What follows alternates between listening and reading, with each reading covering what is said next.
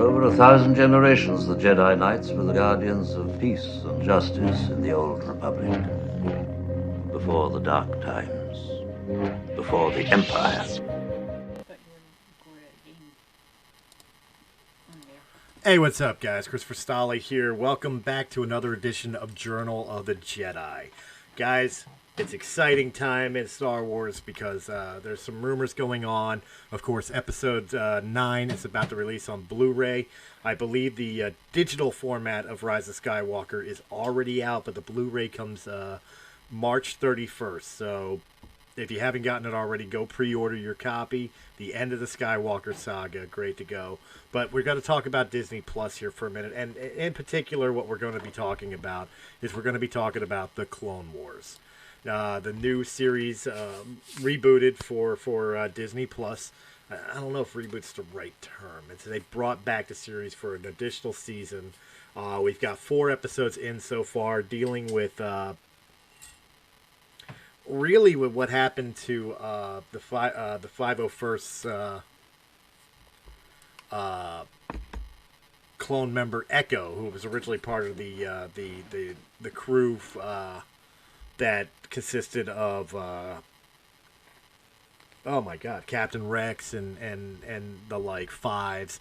That group, who was originally considered like one of the worst batches of clones in the original cartoon series. I wanted to talk a little bit.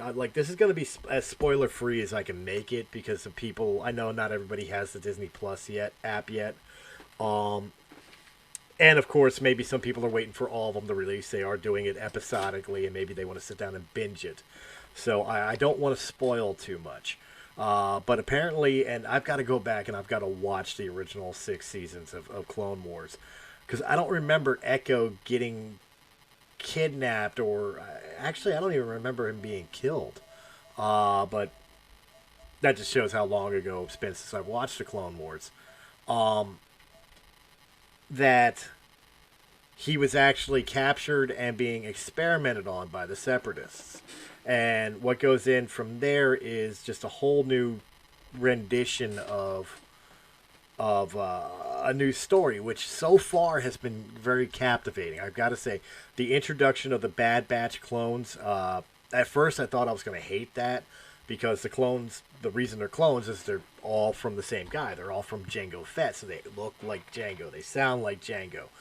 They're going to be the same body stature as Jango. They're going to have the same voice as Jango Fett. You know, even though the clones try to adapt their own personalities by taking on names instead of numbers and getting haircuts and tattoos to just differentiate themselves from their brothers.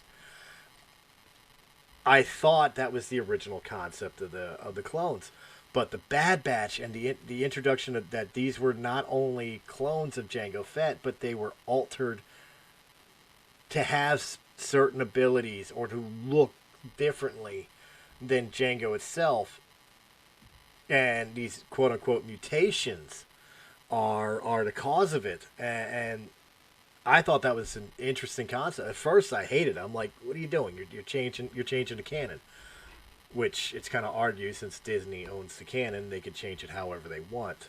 But I actually do like the Bad Batch. I love the character Wrecker. He's my favorite, just because he's your typical Wreck-It Ralph type character. Like, I just want to smash things and beat things up. I'm, funny in the fact that I just want to be a brawler, type character. I really enjoy what they're doing with him.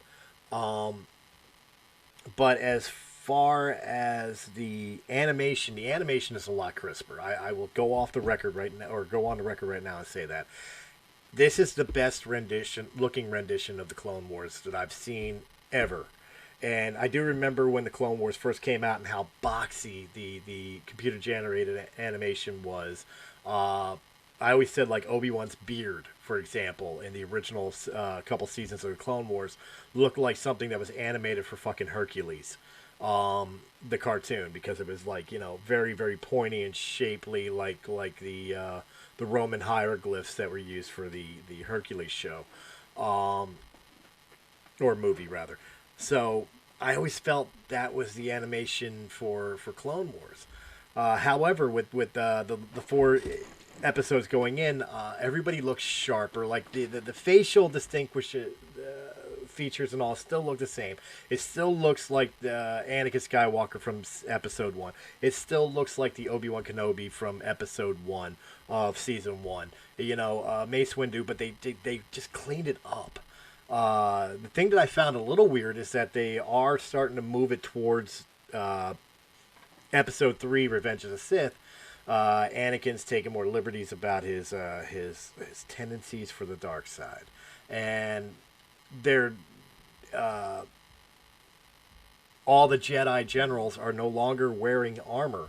Obi-Wan Kenobi, in particular, is in the same Jedi garb that he would eventually wear in Episode 3, Revenge of the Sith, and even starting to get the flecks of gray in his hair and his beard. Like they're aging him even in the cartoon to catch up with the movie canon, and of course lead us to the Alec Guinness Obi-Wan Kenobi eventually, which there's also supposed to be the Obi-Wan TV show eventually coming, and when that comes, that's going to be that much better. But the returning voice actors have returned, and they sound just as good as they did the last time we heard them. I mean, there's nothing bad I could say about it so far.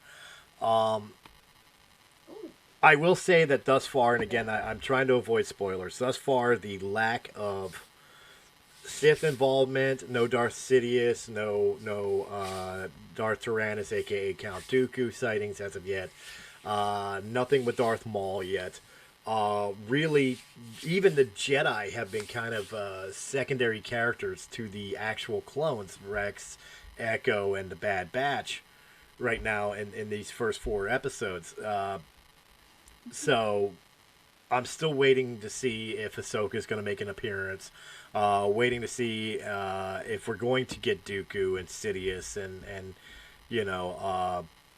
hell, even General Grievous. We haven't even seen him yet. And of course, some of the other Jedis from the Council, Yoda. We did see Mace Windu, but like Adamundi or Kit Fisto, or so insert Jedi Master here. I am curious to see if we will eventually see them. We haven't seen anything about them yet. And that's been a little weird to me. But then again, it goes back to the original concept of the Clone Wars. It was about the clones, and it's very hard. I got to give it to the voice actor who's been doing all the clones for the Clone Wars, because to give each one of them their own personality with having the same voice is impressive. It really is. You're sitting there and you're giving personalities to at least dozens of main camera characters who are basically the same person, just with a different personality. And this guy, he's done it before, and I've got to reiterate it again with this, he's nailing it. He's absolutely nailing it. It's funny how the best way I can describe it is like I could turn away from the show. I could stop watching the show, right, and just listen. Like I can go on to folding laundry or something like that and not be paying attention to the TV screen, and have 3 clones sitting there talking, and I would know which one is speaking just because of the personalities that this guy is giving each and every one of them. That's impressive to me. I mean, who am I? I'm just a fan, but I mean, that is impressive to me that you're making these characters each have their own individual identity while being at the same time the exact same person, if that makes sense. So I mean, it releases every Friday on Disney Plus. The last one just released yesterday, as of this recording. So we're only 4 episodes in. I'm not sure how long this series is going to run. Hopefully, a very, very, very long time. I mean, I don't want to see it end. As a matter of fact, I don't know if it's supposed to go beyond season 7. I don't know if this is like a one-off season, or if they're intending to actually continue the series on, which I think it would be stupid to get rid of it. With the hatred towards Star Wars fandom as of late, because of how polarizing the new movies have been, a lot of the political arguments about political ideologies being in Star Wars, no matter what side of the argument you're on. So I don't want anybody to think that like I'm picking sides here. Most people who know me know my particular viewpoints on that. So I don't necessarily need to bring it to that point with you guys. However, just the overall like feel of Star Wars has been very, very divided. Even the Mandalorian, which everybody you've seen Yoda, Baby Yoda, plushies and fandom just blow up out of nowhere. So I mean, the fandom united behind Baby Yoda, and that's a good thing. But even the Mandalorian hasn't necessarily quote unquote saved Star Wars to a lot of fandom's eyes. And I was waiting to see if Clone Wars can do it, and thus far I don't know if it's going to do it, but I think it's on the right track to do it, if that helps in any way. But who am I to judge? I'm going to stop right here. I'm going to let the trailer for Season 7 of Clone Wars play. And when we come back, we'll go into a little bit more detail of what I hope will happen in the rest of the season, and hopefully what they'll explore beyond.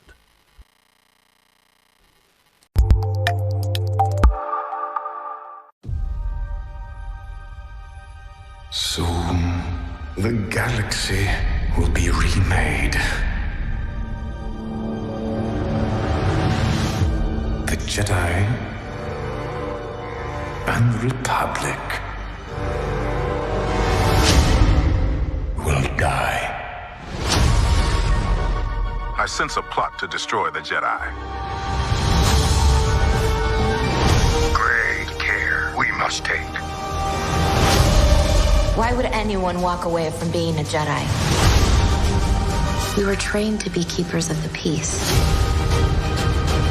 not soldiers. We clones have mixed feelings about the war. Without it, we wouldn't exist.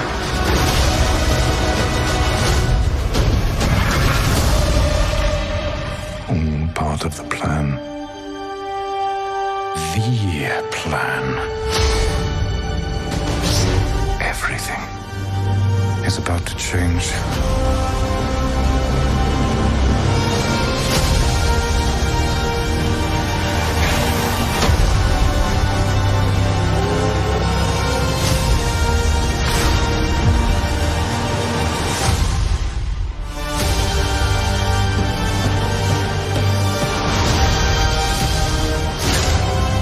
Choice made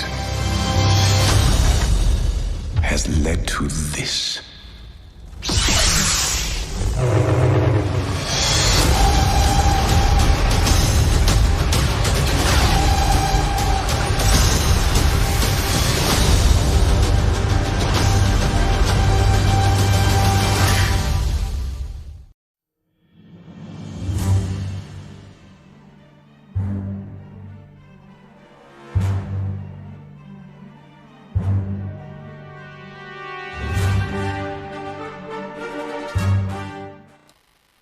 And welcome back. I want to thank Kinko Studios for that trailer that I borrowed. I want to give them their credit for credit due for Season 7, the official trailer. I watched it again while waiting to record the second part of this episode here. And again, I've got to state, there's a lot in there. I never saw the trailer. So I just knew Season 7 was coming. So I already had one question answered. And that question was, this is the end. This is only going to be one season.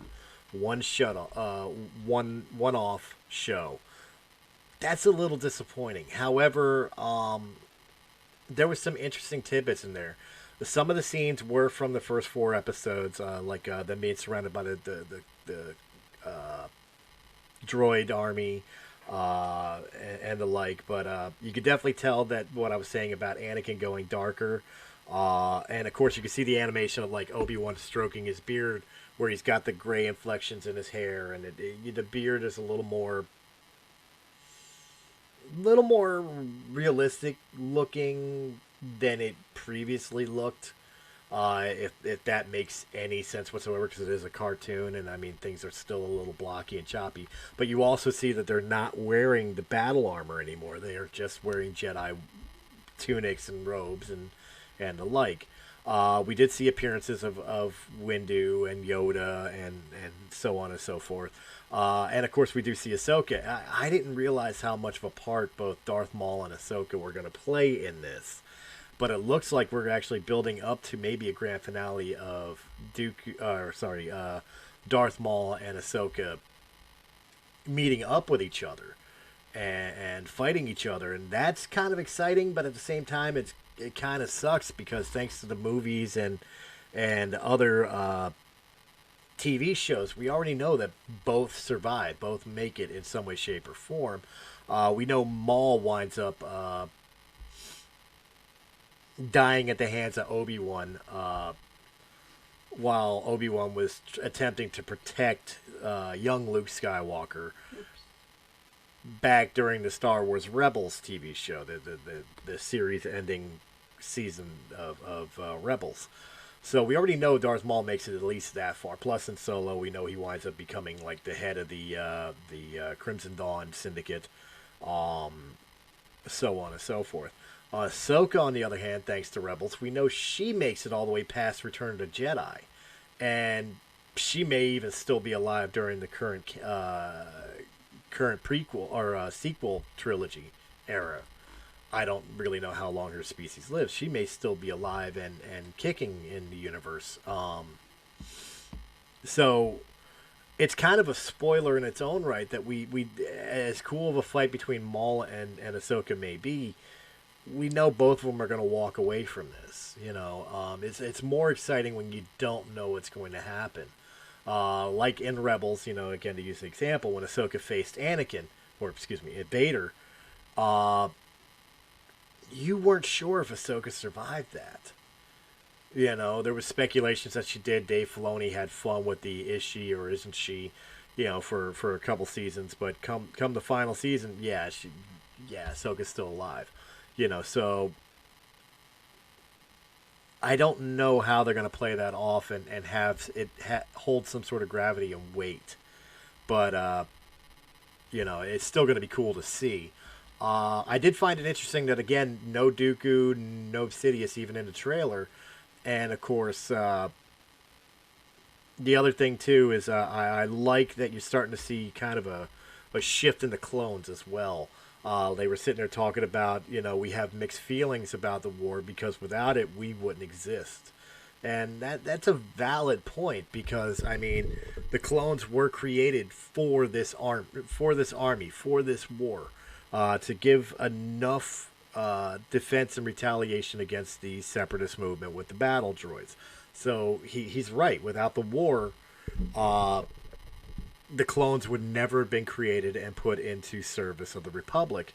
So it's going to be interesting to see how they take it, especially coming from somebody like Rex, who, again, spoilers, we know he doesn't go the way of the Empire because he's already had his chip removed. And we've seen him in Rebels as kind of like the crazy old guy in the desert running a sandcrawler. We already know what happens with Rex. So it's going to be interesting how it plays out for everybody else. So for that, I got to say, I'm thoroughly impressed thus far, 4 episodes in, to what the Clone Wars is doing. It's made me excited for the other episodes. I haven't really felt like anything has been a filler yet. And to be fair, like speculation-wise, I don't think you have enough room if it's only going to be a one-off season. I don't think you have enough room to really fluff an episode somewhere. I think you have to keep hitting the episodes over and over again, make sure they're on point, staying with the story you want to tell, and all pointing towards that end game. Again, I don't know how many episodes. I don't know if it's going to be 13 or 23 or 10. I don't know. But I think you got to stay on point with the story and where you want this story to end.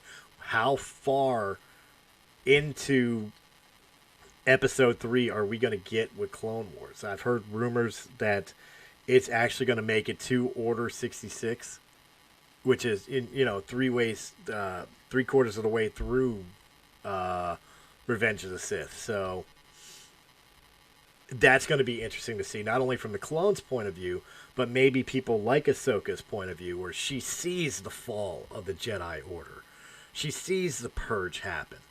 So that would definitely be something interesting to find out. I don't remember in Rebels if Ahsoka already knew that Vader was Anakin.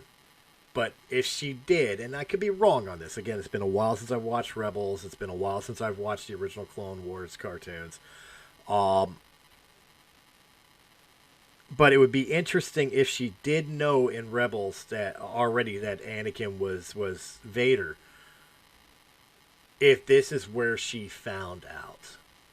You know what I mean? Like, she's been carrying that secret for a couple years before finally running into him again, in Rebels, as Vader. So, again, that could be completely out my ass. I need to go back and rewatch those. But overall, I think, I don't know, I hate giving arbitrary numbers to things, but if I were to go best of 5, I would say Season 7 of Clone Wars thus far is a solid 4. It has me entertained. It has me excited for the next episodes to come. It has me excited for Star Wars again. The only reason it doesn't have a straight 5 is, of course, like I said, I want more involvement with the Sith. And I want more than one season. I want Clone Wars to keep going. As long as it's hot and the writing is right, keep it going. But I understand that it's a finite storyline area. Eventually, it's got to end. Because eventually, it's going to be A New Hope. Or Revenge of the Sith. Or Rogue One. Or Solo. Or any of those that take place within that time frame right after the Clone Wars. So I know the story has to eventually end. It just sucks that it has to eventually end. But that may change. I'll give a more review when the season's over. But for right now, I'm enjoying it, and I highly recommend, guys, get Disney Plus, check out Clone Wars, or if you're one of those types of people, I'm sure there's other alternate means to be able to do so as well. Like, going to a friend's house and watching their Disney Plus accounts or whatever. But definitely go check it out, guys. It's worth the watch. You're going to feel the nostalgia of the original Clone Wars series that you used to watch all them years ago. It's an interesting story arc so far. I can't wait to see where they go with it. And overall, it's Star Wars. At least we still have Star Wars. So, guys, tell me what you think. Leave a comment in the comment section down below. Of course, check out all the other great podcasts of Realm of the Mist Entertainment. Of course, if you prefer the podcast in audio-only format, you can find us on Anchor.fm, Apple iTunes, Spotify, Pandora, or wherever quality podcasts can be heard. And, guys, thank you very much for joining me for this episode of Journal of the Jedi. One day I will eventually get a panel together and we'll have an actual Council of the Jedi here. However, right now it's my journal, and I'm going to close this journal by saying, as I always say, may the Force be with you.